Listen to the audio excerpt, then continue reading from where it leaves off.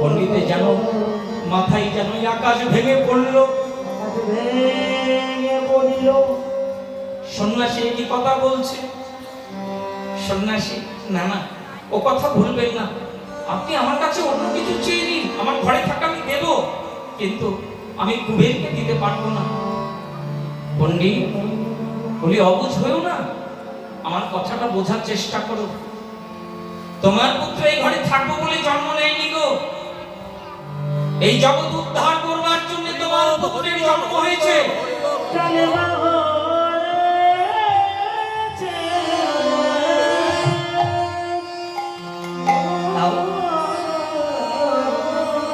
কত কাঁদছে। তখন পণ্ডিত বলছে, সন্ন্যাসী ও তো আমার একলা নয়, ওর মায়ের কাছ থেকেও তো অনুমতি নিতে হবে। একটু দাঁড়াও, ওর মায়ের কাছ থেকে আমি অনুমতি চেয়ে নিই।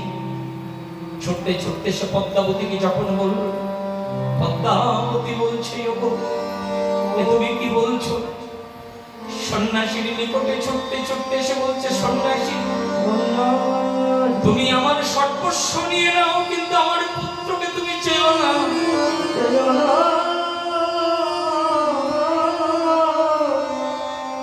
কাঁদছে জননী, কাঁদছে, আর চিন্তা করছে এখন আমি কি করব।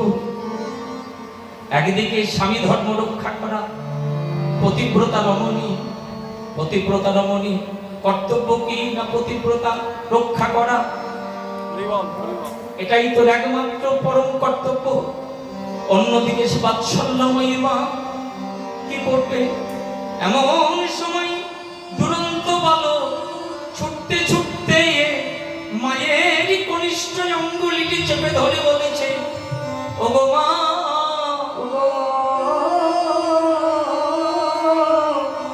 বলি পিতৃ সত্য পালে বলে রামচন্দ্র 14 বৎসর গিয়েছিল বনে। মাগো, আমি পিতৃ ধর্ম রক্ষার্থে যাইব, যাইবই আমি সন্ন্যাসীর সঙ্গে। জননী কাঁদছে, কেননা ছোটবেলা থেকে কুবের তো চেয়ে খেতে জানে না, হ্যাঁ, ক্ষুধা হলে তাকে খাওয়াইয়ে দিতে হয়। এইবার স্বামী ধর্ম রক্ষার্থে তুলে দিল সন্ন্যাসীর হাতে। সন্ন্যাসী নিয়ে চলে গেলেন। তীর্থে তীর্থে ভ্রমণ করতে করতে মুম্বাই থেকে 48 কিলোমিটার দূর জায়গাটার নাম হলো পাণ্ডুপুর। সেই পাণ্ডুপুরে ভীমা নদীর তীরে, ভীমা নদীর তীরে কি গো, তুমি যে ঘর থেকে নিয়ে আসলে এখনো তো কৃপা করলে না। ওই ভীমা নদীর তীরে এইবার শঙ্করারণ্য তাকে কৃপা করলেন আর বললো, আজ থেকে তোমার নাম কুবের নয়, আজ থেকে তুমি বিশ্ব সংসারকে আনন্দ প্রদান করবে। বলি, নিত্যই তুমি আনন্দ দান করবে। আমি তাই তোমার নাম দিলাম নিত্যানন্দ।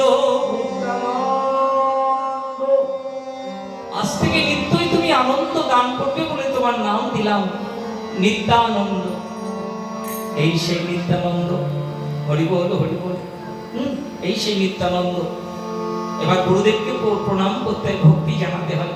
গুরুদেবকে ভক্তি করলেন, প্রণাম করলেন, কিন্তু প্রণাম করে উঠে আর কিন্তু গুরুদেবকে দেখতে পাচ্ছে না। কত ডাকলো তো, গুরুদেব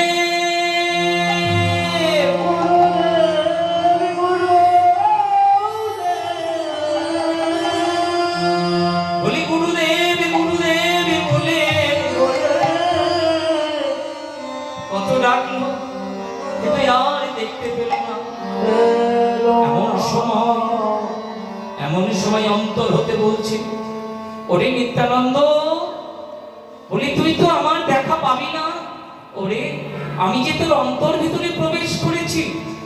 এই দুটো শক্তি যখন এক হয়ে গেল, পূর্ণ শক্তি লাভ করলো, তখনই চিন্তা করছে, আরে আমি আমি তো ব্রজের বলাই, আমি যদি ব্রজের বলাই হই, কোথায় কোথায় আমার ভাই কানাই, কোথায় আমার ভাই কানাই? বলি, এখনো সেই বৃন্দাবন বাঁশি বাজে বাজে,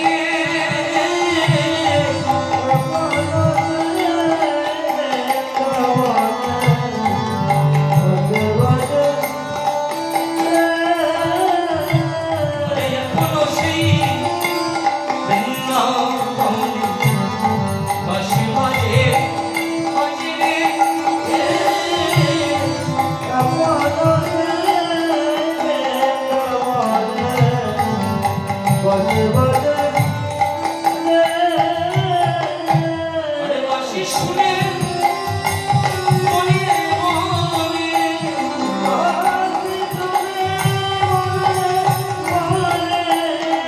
ময়ূর নাচে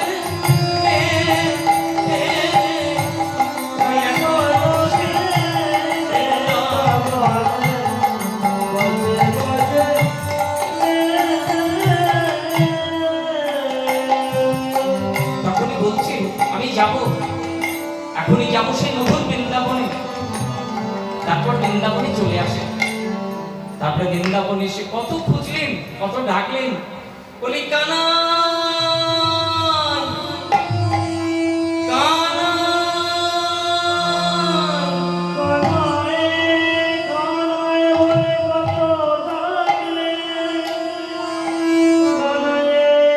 কানাই কানাই বলে কত খুঁজলেন।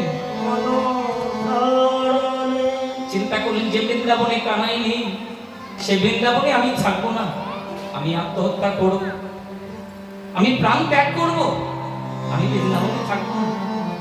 যখন শিলার উপরে উঠেছে প্রাণ ত্যাগ করবো বলে, পশ্চাতে একজন বৈষ্ণব দাঁড়িয়েছিলেন বাবা, যার নাম হলো মাধবেন্দ্র পুরী। আরে ও সন্ন্যাসী, আত্মহত্যা মহাপাপ, তুমি কি জানো না? সন্ন্যাসী বলছে, বৈষ্ণব, যে বৃন্দাবনে ভাই কানাই নেই, সেই বৃন্দাবনে তো আমি থাকবো না, তাই তো আমি আত্মহত্যা করতে চাচ্ছি গো। তুমি কি জানো, হ্যাঁ, তুমি কি জানো যে কানাইয়া বৃন্দাবনে নেই, সে যে নূতন করে জন্ম নিয়েছে গো। তাই কোথায় গো? সবাই তো বলছে নদীয়ার নবদ্বীপে। বলি গৌর হয়েছে, গৌর হয়েছে, ব্রজের কানাই গৌর হয়েছে, ব্রজের কানাই গৌর হয়েছে। সে যে রং ছেড়েছে, রং ছেড়েছে, ব্রজের কানাই বলি গৌর হয়েছে, রং ছেড়েছে, রং ছেড়েছে, ব্রজের কানাই গৌর হয়েছে। সে যে রং ছেড়েছে, রং ছেড়েছে, ব্রজের কানাই গৌর হয়েছে।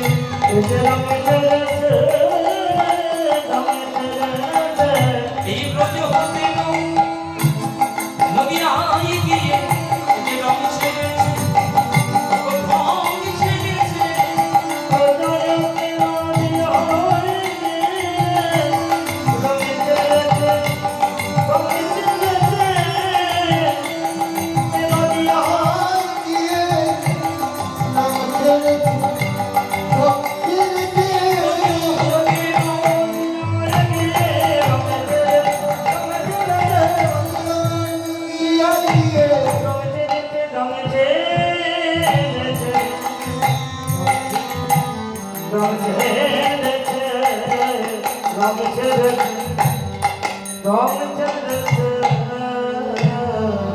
এই ব্রজ হতে নদিয়ায় গিয়ে সে রং ছেড়েছে, ভ্রম ছেড়েছে, হ্যাঁ, কালো ঘুরছে, এখন গৌর হয়েছে, তাই নাকি?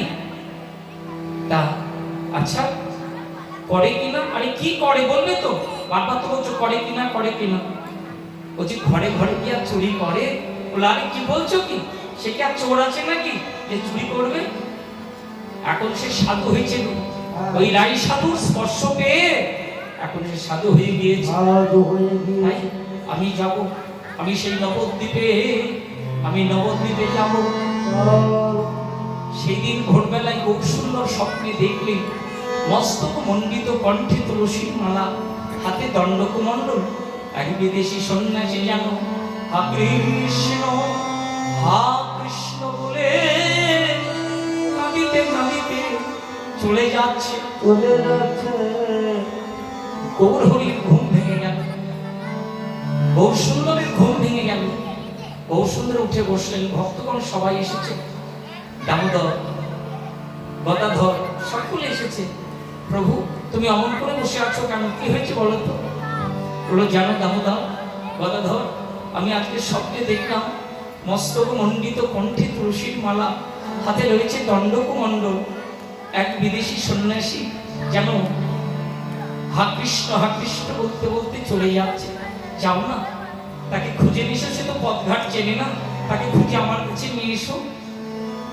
প্রভুর আজ্ঞা তো অমান্য করতে পারেন না, তাই ভক্তগণ চলে যাচ্ছে।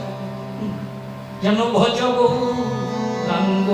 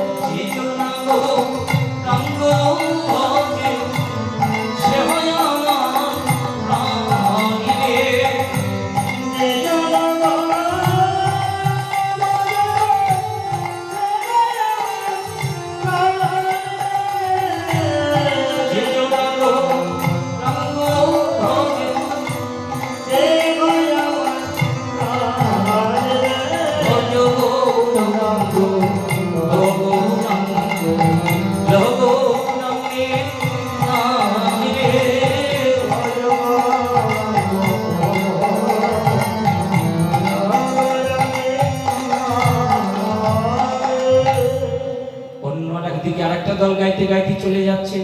কৃষ্ণ কেশব কৃষ্ণ কেশব কৃষ্ণ কেশব তাই নাম রাম রাঘব রাম রাম রাঘব রাম।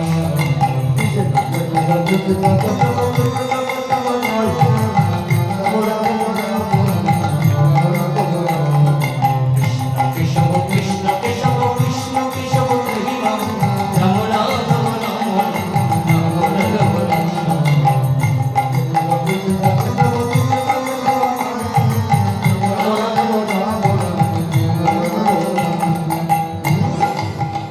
এমনি ভাবে সারা নবদ্বীপ তন্ন তন্ন করে খুঁজলেন, কিন্তু কোথাও এমন বিদেশি সন্ন্যাসী দেখা মিলল না।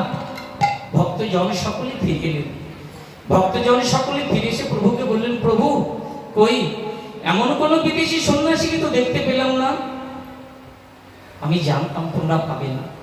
কৃষ্ণ চৈতন্য লীলা বোঝা যায়, কিন্তু নিত্যানন্দ লীলা বোঝায় আরো দায়। বড় কঠিন গো, নিত্যানন্দ লীলা বোঝা বড় দায়। আমি জানতাম তোমরা পাবে না, তাই তোমরা সর্বত্র খুঁজেছো। হ্যাঁ প্রভু, আমরা সর্বত্র খুঁজেছি, তবে নন্দনাচার্যের গৃহেতে যাওয়া হয় না। আমি জানতাম, তবে তোমাদের যেতে হবে না, তোমরা পাবে না, আমাকেই যেতে হবে। এবার প্রভু আমার এইবার চললেন, ভক্ত সব পিছু পিছু প্রভুর পিছু পিছু সবাই চললেন। এই দেখো গাইতে গাইতে চলে যাচ্ছে। হরি হরা যে নম কৃষ্ণ যাবো বাহাই যাবো বাহাই সবাই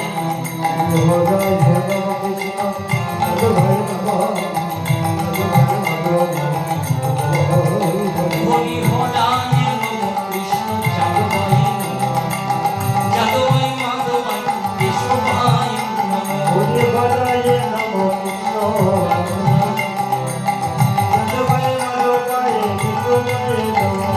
গোপাল গোবিন্দ নাম শ্রীকৃষ্ণ গিরিধারী গোপীনাথ মদন মোহন। গোপাল গোবিন্দ নাম গিরিধারী গোপীনাথ মদন মোহন।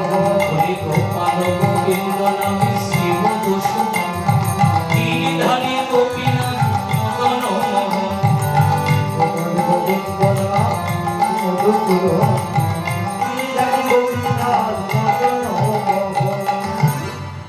এমনিভাবে মহাপ্রভু যখন এলেন, তা মহাপ্রভুর কণ্ঠস্বর শুনে নন্দন আচার্য ছুটতে ছুটতে বাইরে বেরিয়ে আসলেন। এসেছো গললগ্নিকৃত বসে এইবার ভক্তি জানালে গললগ্নিকৃত বসে কৃতাঞ্জলি বলে ভক্তি জানিয়ে প্রভু এসেছে, আসুন। তেমন সময় মহাপ্রভু বললেন, আচার্যদেব তুমি তো প্রতিদিন গঙ্গায় স্নান করতে যাও, আচ্ছা এমন কোন বিদেশি সন্ন্যাসীকে তুমি দেখেছো? তার রূপের বর্ণনা দিলেন, রূপের বর্ণনা দিলেন। হরে কৃষ্ণ হরে বললো, প্রভু দেখেছি তো। বলো বলো আচার্যদেব, সে কোন পথে গেছে তুমি আমাকে বলো। প্রভু আমি তো যেতে দিইনি, আমি তো সঙ্গে করে মগগৃহে এনেছি। কোথায়? আসুন প্রভু, ঘরের ভিতরে আছে। না না না না না, তুমি ঘরের ভিতরে যাবে না, ঘরের ভিতরে কেবল আমি একা যাব। আর শোনো, কিচ্ছুটি তুমি দেখবে না। ঠিক আছে প্রভু, তাই হবে। তুমি যখন দেখতে বারণ করছো, আমি দেখবো না, আমি দেখবো না। মহাপ্রভু আমার ঘরের ভিতরে প্রবেশ করলেন, দরজা বন্ধ করে দিলেন। নিত্যানন্দ প্রভু আসন করে বসে আছেন। কেলি কানাই চোখ বলি কেহ জানে না, বলি কেউ জানে না, আমি ব্রজে কানাই কেউ জানে না,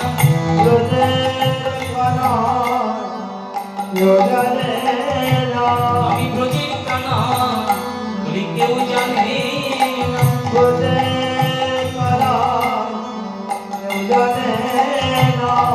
সবাই জানে আমাদের নিবাস, আমি ব্রজের কানাই বলি কেউ জানে না।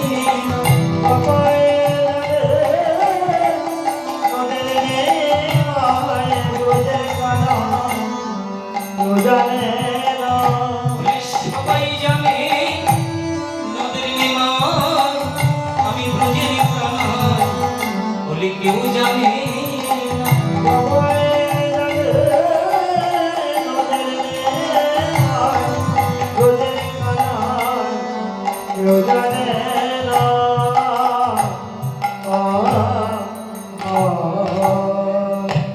নিত্যানন্দ বলছে, ওরে আমাকেও কেউ চিনতে পারেনি।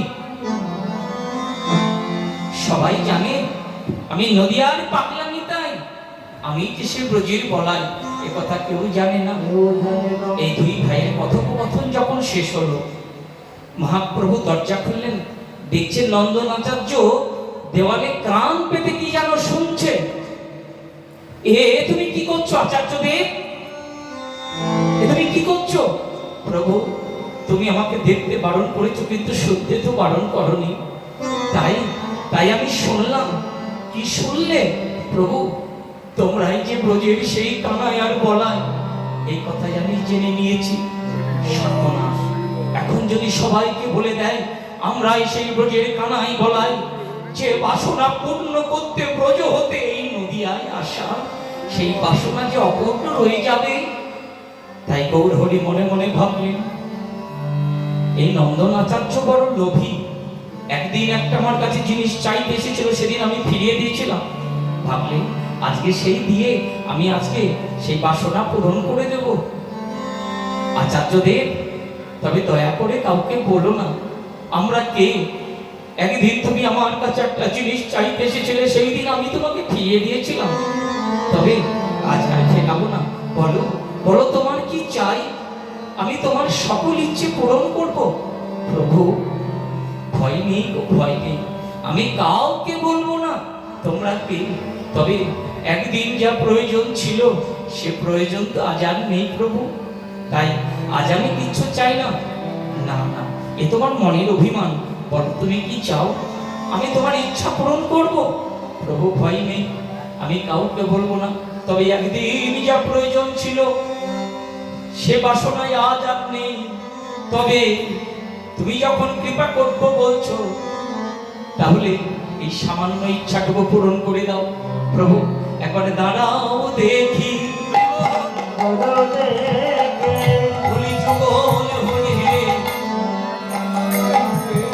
একবারে যুগল হয়ে, দাঁড়াও দেখে, যুগল হয়ে, দাঁড়াও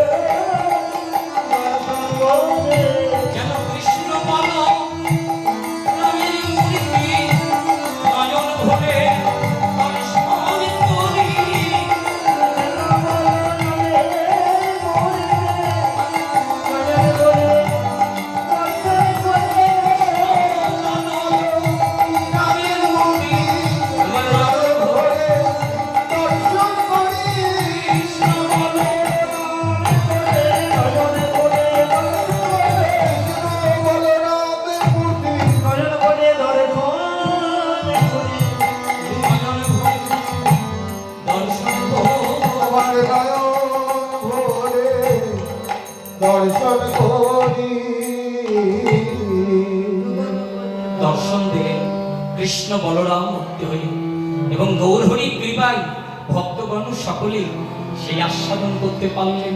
হরি বল হরি বল। তাহলে গৌরহরির করুণার কোনো তুলনা হয় না, তার মহিমার তুলনা হয় না গো।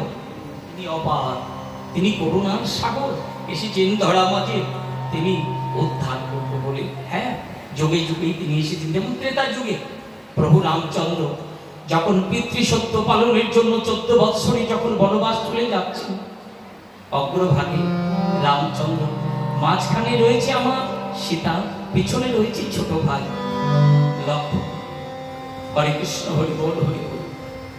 সরজ নদীর তীরে যখন এসে দাঁড়ালেন, ওই ঘাটের যে কান্ডারি মাধব, তার নাম ছিল মাধব। রামচন্দ্র তীরে দাঁড়িয়ে বললে, মাধব আমরা পার হব, তুমি আমাদের পার করে না।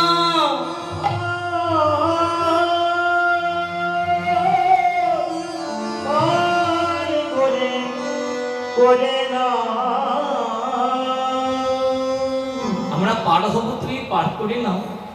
মাধব আমার তরিখানি তীরে নিয়ে আসলেন। তরিখানি তীরে নিয়ে এসে দেখছেন স্বয়ং রামচন্দ্র তীরে দাঁড়িয়ে আছেন। আহা, সে শুনেছে কি জানো?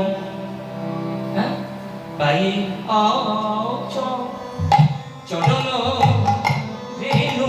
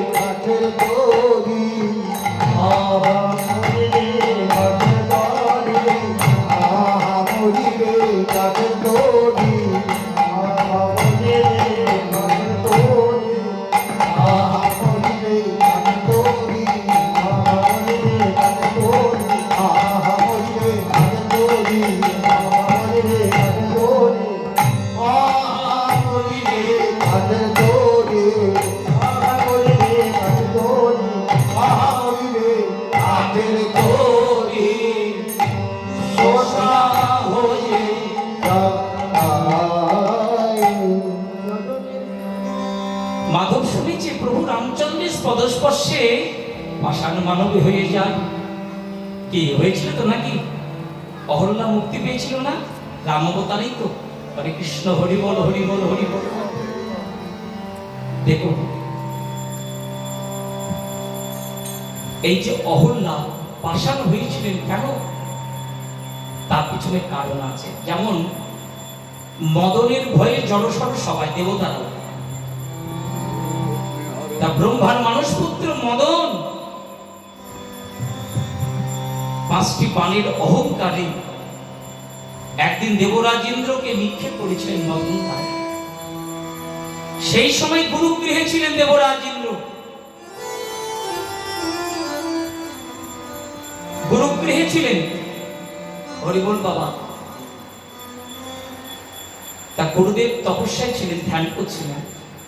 তা মদন জ্বালা বড় কঠিন জ্বালা।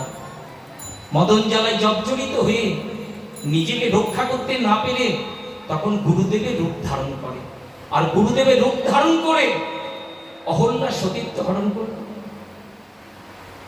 গুরুদেব যখন ফিরে এলেন, ফিরে এসে দেখলেন, স্ত্রীকে দর্শন করে বুঝতে পারলেন, তপস্যায় বসে গেলেন।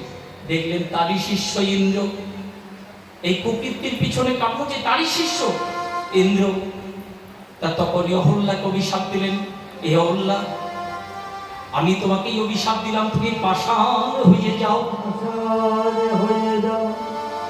আগো অহল্যার কি অপরাধ ছিল যার জন্য তাকে পাষাণ হয়ে যেতে বললো? যখন সিংহারে রত ছিল তখন অহল্যা বুঝতে পেরেছিল আমার স্বামী নয়, তথাপি ওই অহল্যাই আমার নীরবে ছিল।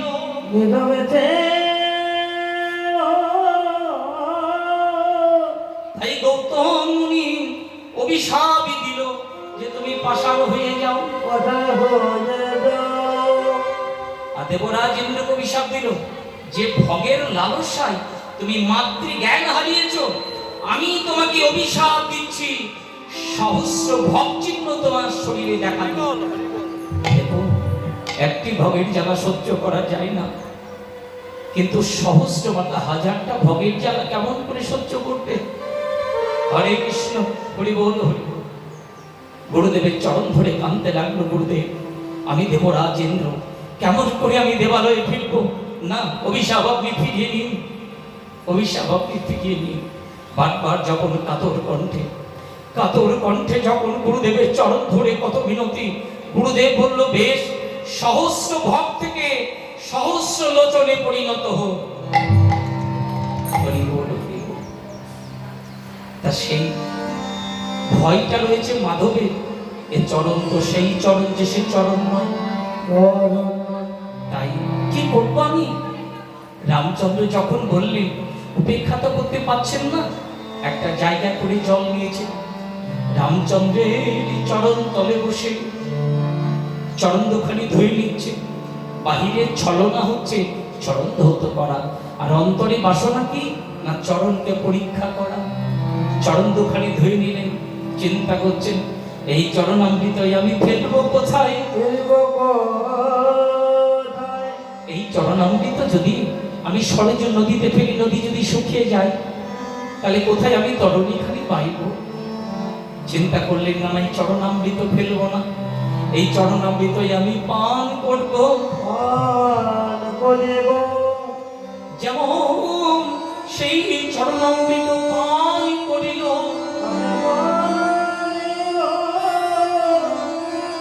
অমনি প্রতি অঙ্গকে বলে দিচ্ছে মাধবের, এই চরণ তো যে সে চরণ নয়, এই চরণ হলো ব্রহ্মার বাঞ্ছিত চরণ, যে চরণ যোগী পাই না যোগী সাধনে, মনি পাই না যারে ধ্যানে, যে চরণে লাগি শিব হয়েছে শ্মশানবাসী। মাধব আমার চরণ তলে বসে বলছে প্রভু দাঁড়াও,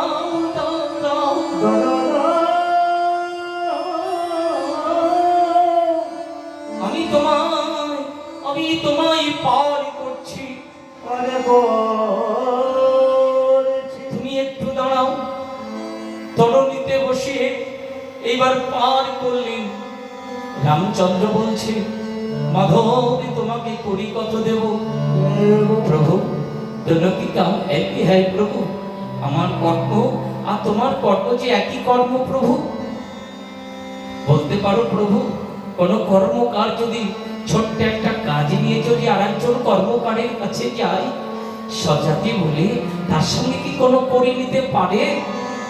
পারে না প্রভু। কোন রজবী যদি সামান্য ছোট্ট একটা কাজ নিয়ে যদি অন্য রজকের কাছে যায়, সে যেমন ওইটুকু কাজ করে দিয়েছে বলে করি নিতে পারে না।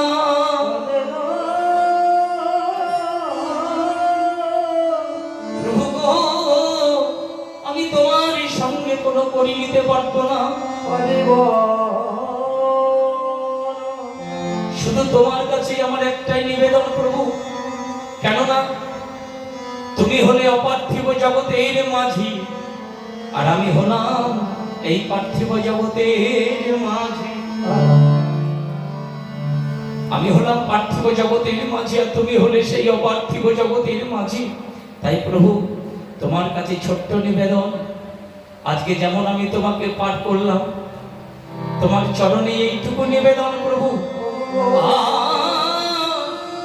আর আমার বলা হয় কি না, প্রভু গো, যেদিন এই ভবলীলা সাঙ্গ করে তোমার পাড়ের ঘাটে এসে আমি কাঁদব প্রভু, যেন সেদিনকে বলি সেদিনকে পারে করে নিও ও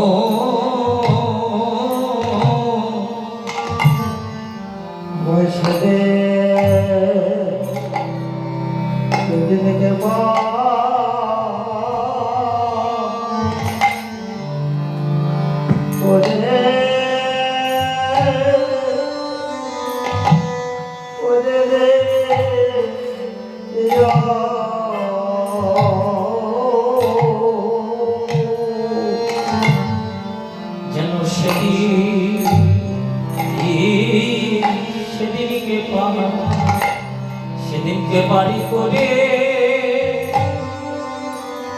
নিও ও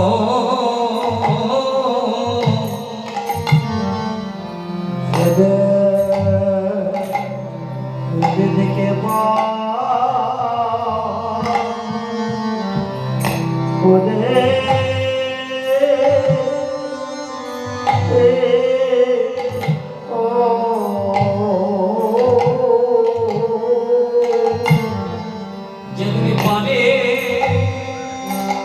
পাড়ের ঘাটে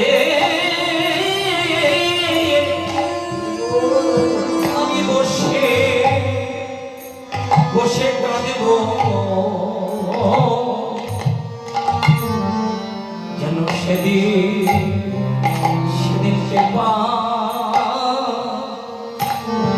পারে করে নিও ও সেদিনকে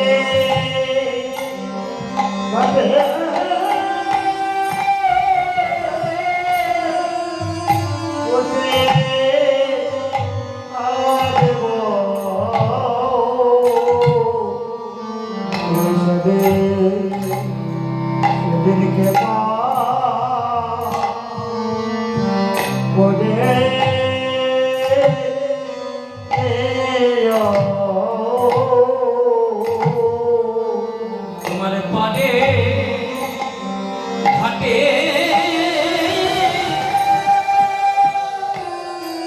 বসে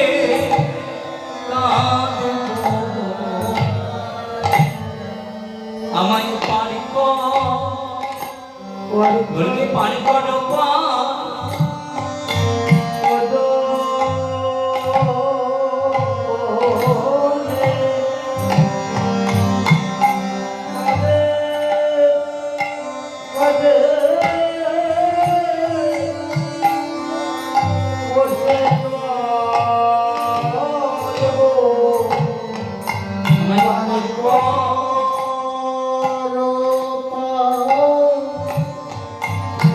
করো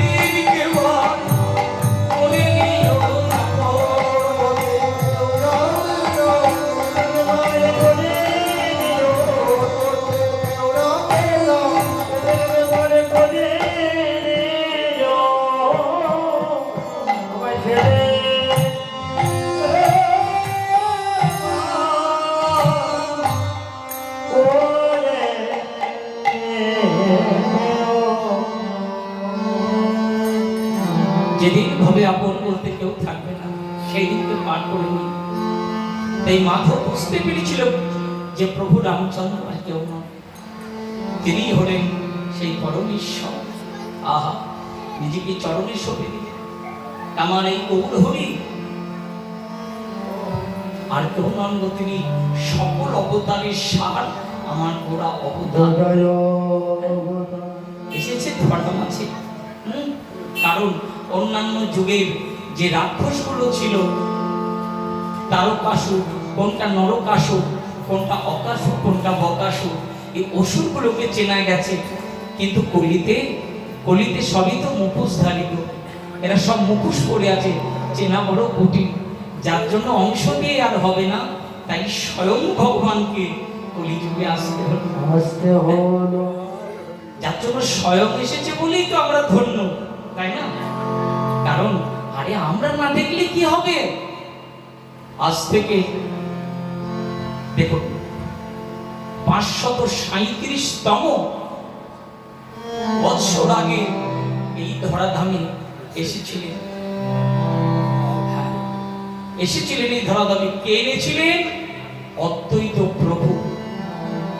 একটু বলি, এই অদ্বৈত আচার্য, আহা, মহাপ্রভু জন্ম নেবার 51 বৎসর আগে এই ধরাতে এসেছিলেন।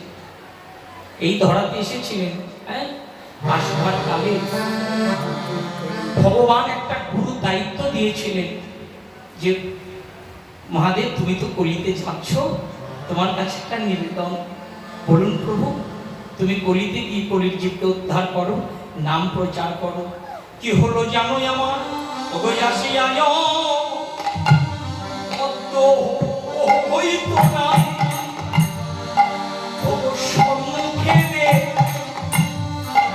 দেখিতে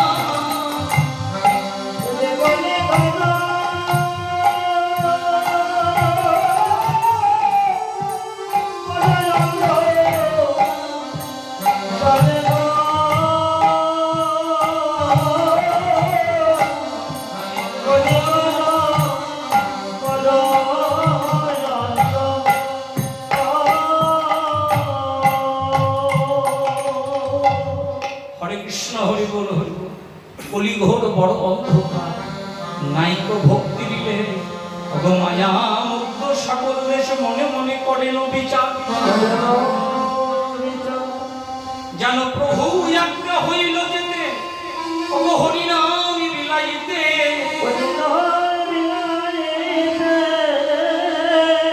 সেই আজ্ঞা লঙ্ঘন বাজে হয়, একাই আমি কি করবো, দোসর বা কোথায় পাবো? ঘোর কলি দেখে লাগে বড় ভয়। অদ্বৈত প্রভু ভয় পেয়ে গেলেন, অদ্বৈত প্রভু ভয় পেয়ে গেলেন। যে আমার একলার পক্ষে সম্ভব নয়, এত অন্ধকার আমি একলা ভোগ করতে পারবো না। হ্যাঁ, চিন্তা করছেন তাহলে কি প্রভুকে দেওয়া কথা আমি রক্ষা করতে পারবো না? সেই কথা কি লঙ্ঘন হয়ে যাবে? বসে বসে ভাবছেন তিনি এমন সময় যেন হেন কালে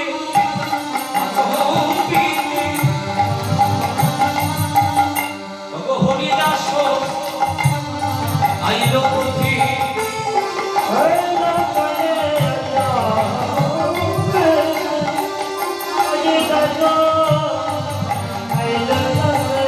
আমার হেন কালে যেন যাতন দিতে হরিদাস আইল পথে।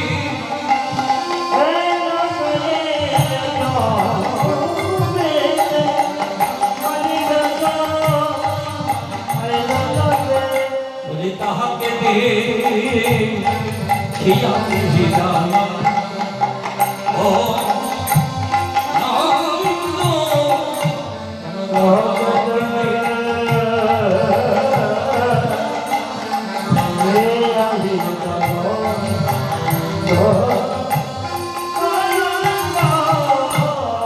ভালো হইল আইলে তুমি, বড় খবরে বলেছি আমি।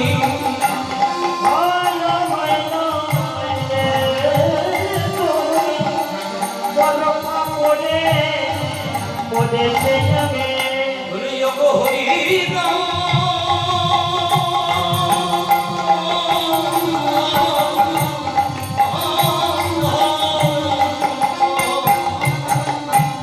ভালোই হলো আইলে তুমি, বড় খবরে বলে বলেছি আমি।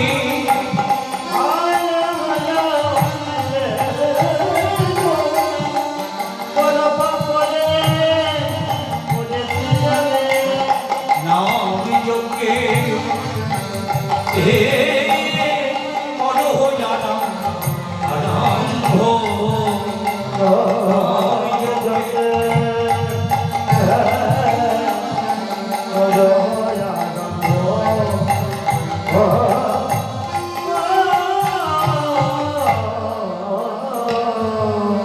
হরিদাস তুমি যজ্ঞের সূচনা করো। এই হরিদাসের দ্বারা সর্বপ্রথম হরিনাম যজ্ঞের সূচনা হলো। কেননা আমার একলার পক্ষে তো দূর করা সম্ভব নয়, তাই প্রভুকে আনতে হবে। কেননা যার কীর্তন সে নিজেই এসে করুক, তাই কি না? যার কীর্তন সে নিজেই এসে করুক তার কীর্তন। হ্যাঁ, তখন হরিদাসের দ্বারা সর্বপ্রথম নাম যজ্ঞের সূচনা। ভগবানকে আনতে হবে। কিন্তু ভগবান কাকে বলে গো?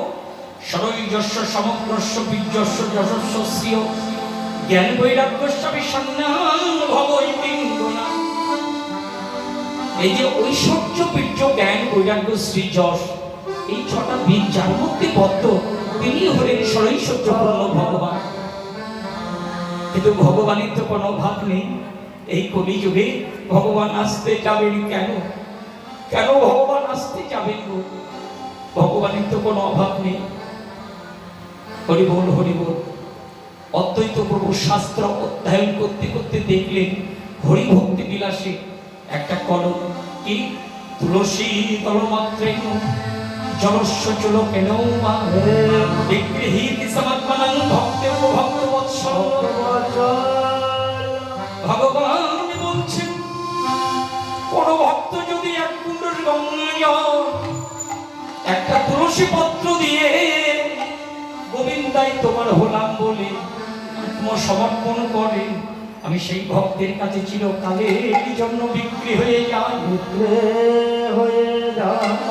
আমি ভক্তরে পরিশোধ করবার জন্য ভক্তের দ্বারে ছুটে আসি। অদ্বৈত প্রভু দেখলেন এই তো আমি পথ পেয়েছি, ভগবানকে আনবার জন্য একটা পথ খুঁজে পেয়েছি। তাই গঙ্গা জল তুলসী নিয়ে শান্তিপুর বাবলা বনে কাঁদছেন আর কেঁদে কেঁদে বলছে, প্রভু তুমি একবার এসে দেখে যাও হে,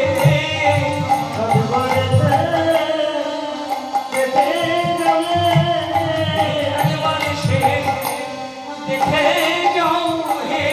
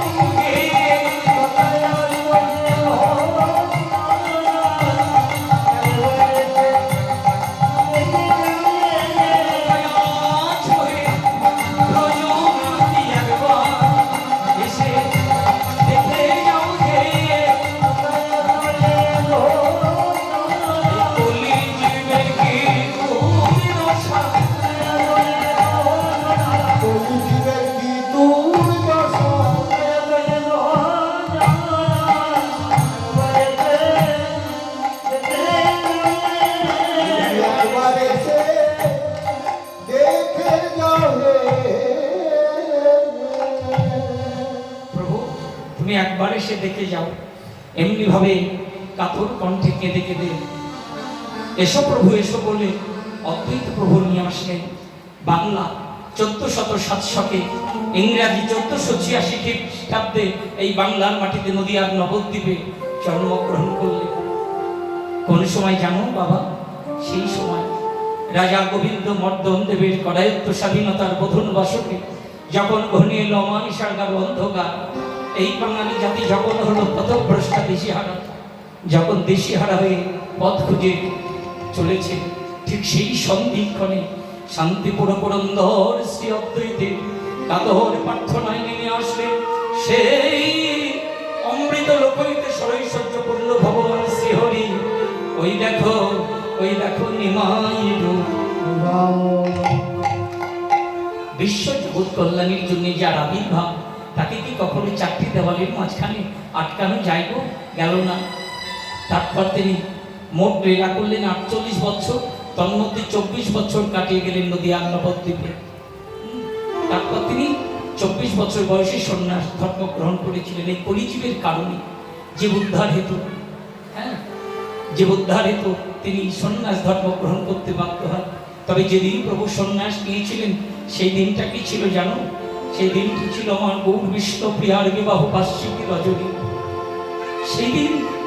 সেই দিন বিষ্ণুপ্রিয়া আমার খুব সুন্দর করে সাজুগুজু করেছিল। গৌর হরি ঘুম থেকে উঠে বলছে, প্রিয়া চির সাজা হবে না তো? ঘনাক করে বিষ্ণুপ্রিয়া গৌরের ইঙ্গিত বুঝতে পারেনি, বলল, প্রাণনাথ আজকে যে আমাদের বিবাহ বার্ষিক, তাই তুমি সেজেছি। প্রাণনাথ তোমার কাছে একটা নিবেদন আছে। বলো বিষ্ণুপ্রিয়া, বলো কি তোমার নিবেদন? প্রাণনাথ তুমি শিবার সঙ্গ নিয়ে গেলে, ভক্ত সঙ্গ পেলে এত তোমার ফেরার কথা মনে থাকে না? তাই প্রাণনাথ দয়া করে অন্তত আজকে একটু সকাল সকাল এসো। গৌর হরি বিষ্ণুপ্রিয়ার প্রতি লক্ষ্য করে বলল, প্রিয়া আমি ভক্ত সঙ্গ করি, শিবা সঙ্গ নিয়ে যাই, কোন দিন আসি না, তোমার কি কষ্ট হয়? ছি ছি ছি, তুমি কি বলছো প্রাণনাথ? তুমি ভক্ত সঙ্গ করলে আমার তো গর্বে বুকটা ফুলে ওঠে, আনন্দ হয়। সত্যই তাহলে কষ্ট হয় না? না না, আমার কোনো কষ্ট হয় না। আচ্ছা বিষ্ণুপ্রিয়া, ধরো আমি যদি 5 দিন না আসি তোমার কষ্ট হবে না? বললো না। যদি 10 দিন না আসি কষ্ট হবে না? বললো না। ধরো যদি কোনোদিনই না আসি, না বলে বিষ্ণুপ্রিয়া জীবে কামড় দিলেন। বুঝতে পারলে যে প্রকারান্তে প্রভু আমার কাছ থেকে বিদায় নিয়ে নিল। বিষ্ণুপ্রিয়ার চোখ থেকে আমার ঘুমই চলে গেল। সেদিন রজনীর দ্বীপ্রহর গৌর হরি শিবার সঙ্গ নিয়ে আসলো, কিন্তু মনটা বড় উদাস, কেননা তার জন্মভূমি ত্যাগ করে চলে যাবে তো, তাই নাম করতে সে নাম ভালো লাগলো না। সকাল সকাল ফিরে আসলো, সকাল সকালই চলে আসলো। বিষ্ণুপ্রিয়ার মনে আনন্দ হলো, যাক প্রভু আমার কথাটা তো ডেকেছে। তার রজনী দ্বীপ্রহর ঘুমাচ্ছে না, পাছে যদি আমাকে একা করে দিয়ে চলে যায়। বিষ্ণুপ্রিয়া যখন ঘুমাচ্ছে না, তখন গৌর হরি দেখলো সময় তো চলে আসছে যাবার, কি করব? তাই গৌর হরি আমার কি করলো জানো? যে ভালোবাসা কোনোদিন বিষ্ণুপ্রিয়াকে দেয় না, কেননা গৌর হরি ভালোবেসেছিল কেবলমাত্র তার প্রথমা স্ত্রী লক্ষ্মীপ্রিয়াকে গৌর ভালোবেসেছিল। ভালো সবাইকে বাসা যায় না, ভালো একজনকেই বাসা যায়। তাই গৌর হরি আমার যাওয়ার কালে বিষ্ণুপ্রিয়াকে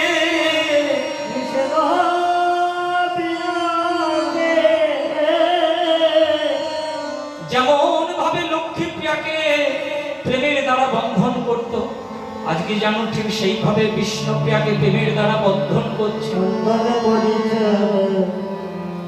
বিষ্ণুপ্রিয়া ভাবছে বধূ বুঝি আর আমাকে ছেড়ে যাবে না। আস্তে আস্তে গৌর হরির কোলে ঢুলে পড়লেন, ঘুমিয়ে পড়লেন।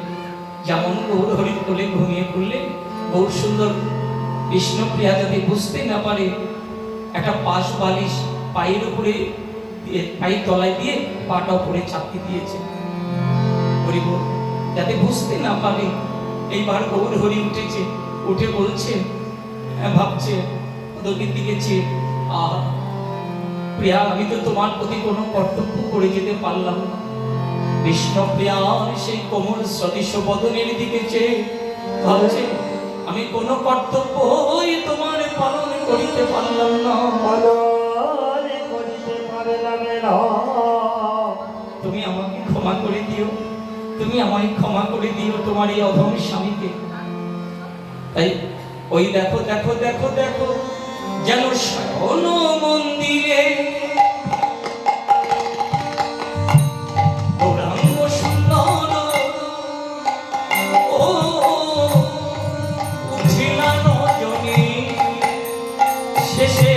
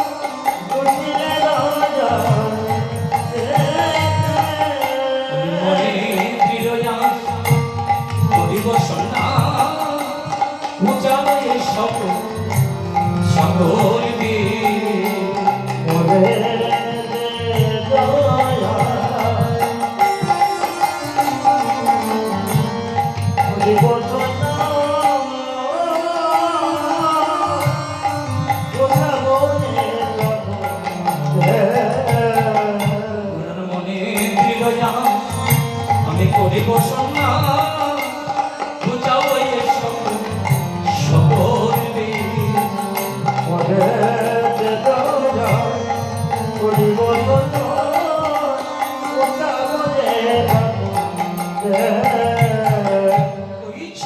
ভাবিয়া দিলকে জিয়া আইলা শুনো ধনী ধীরে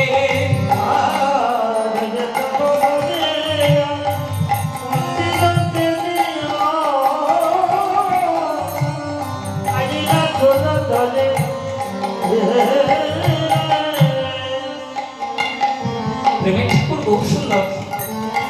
বিষ্ণুপ্রিয়ার ঘর থেকে মায়ের ঘরে গেল, মায়ের চরণ দুখানি স্পর্শ করতে গিয়ে চিন্তা করলেন না পাছে যদি মা জেগে যায়, তাই দূর থেকে মাকে ভক্তি করলেন।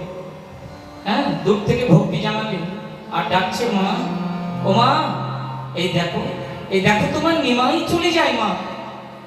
অর্ধ ঘুমন্ত অবস্থায় আছেন সতী দেবী, ভাবছে ভোর হয়ে গেছে, ভোরের বেলায় বুঝি ব্রজের কোকিল ডাকছে, ওরে ওরে ব্রজের কোকিল, তুই ব্রজে চলে যা, তুই ব্রজে চলে যা। নিমাই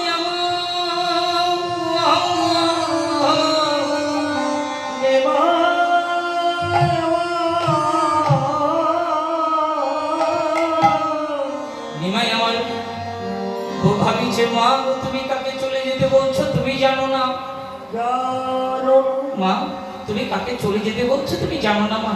এই যে তোমার নিমাই চলে যায়, তোমার নিমাই চলে যায় মা। হরি বল হরি বল। অবজয়ী ছল ভাবিয়া মন্দিরকে জিয়া আইলা সুধুরি তীরে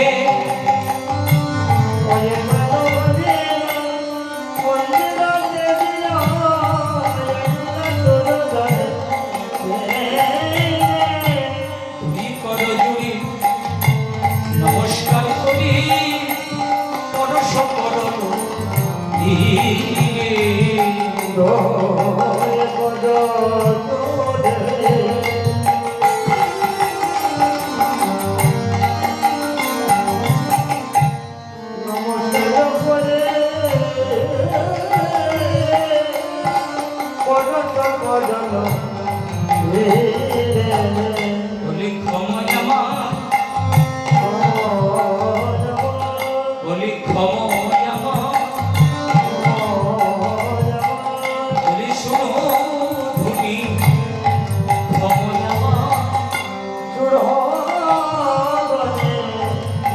বলে কত অপরাধ করেছি কাছে সুরধুনি বলে ক্ষমা আমার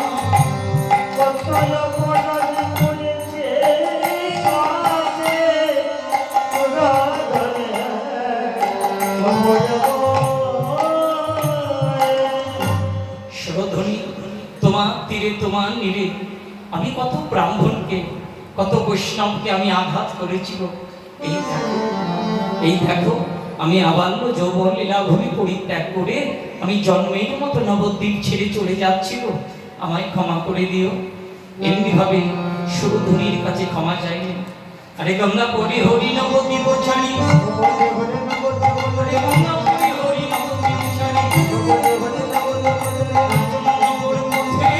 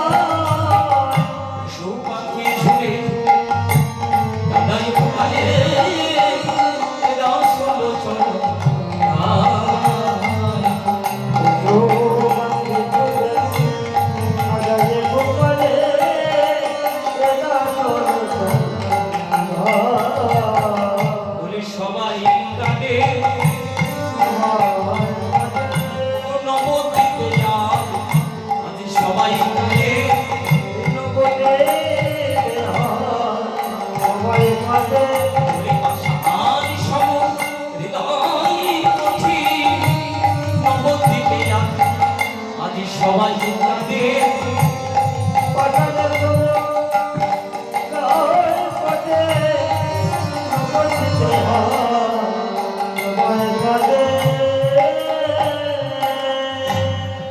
নবদ্বীপে গৌরকে ভালোবাসতো না এমন তো কেউ ছিল না, সবাই গৌরকে ভালোবাসত।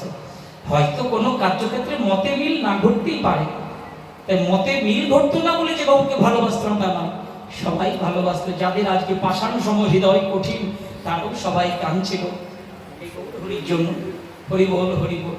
তবে ভক্তের কাছ থেকে গৌর কোনোদিনই জাননি, তাই না?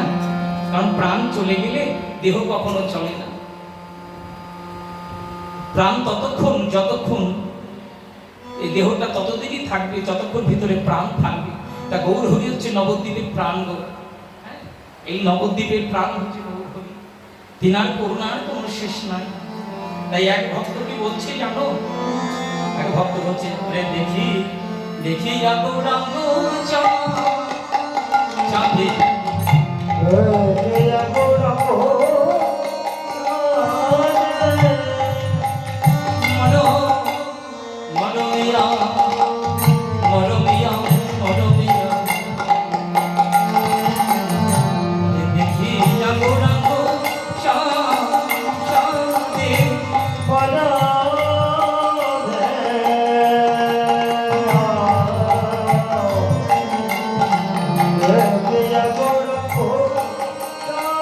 Yeah.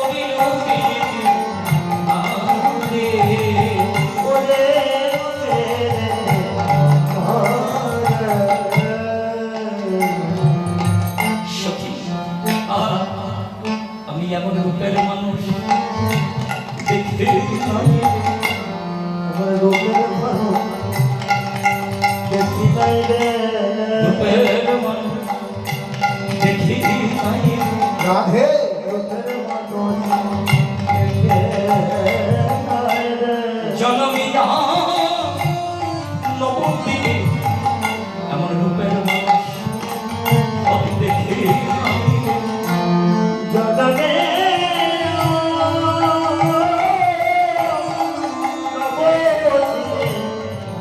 রূপের মানুষ